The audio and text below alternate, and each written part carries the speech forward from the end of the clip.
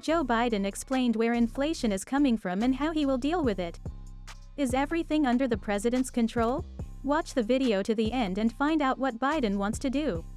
President Joe Biden called inflation the bane of the U.S. in an appearance on a late-night talk show, and said that high food and gas prices could be offset by legislation lowering the cost of prescription drugs and childcare. Inflation is the bane of our existence. Inflation is mostly in food and in gasoline, at the pump, Biden said Wednesday in an interview with ABC late-night host Jimmy Kimmel. Price growth has become one of Biden's foremost political problems, with Americans furious over record gasoline costs and rising grocery store bills ahead of midterm elections that may be bruising for Democrats. Treasury Secretary Janet Yellen told lawmakers Tuesday that inflation is likely to stay high and that she ought not to have termed big price increases as transitory last year.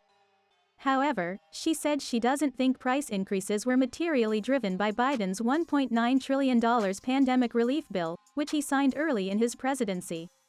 Yellen warns inflation to stay high, recants again on transitory. The latest U.S. inflation data is due out Friday, and White House Press Secretary Karine Jean-Pierre said the White House doesn't expect good news in the report. "We expect the headline inflation number to be elevated," she told reporters aboard Air Force One on Wednesday. Biden echoed Yellen's argument, saying that while the inflation rate is high, the U.S. economy is resilient compared with its peers. "We're the strongest economy, and that's allowed us to at least stay on top of, and a little bit ahead of, what's happening around the world," he told Kimmel. He gave no hint of immediate measures to relieve price increases, but instead signaled that Congress could compensate by lowering monthly costs for families.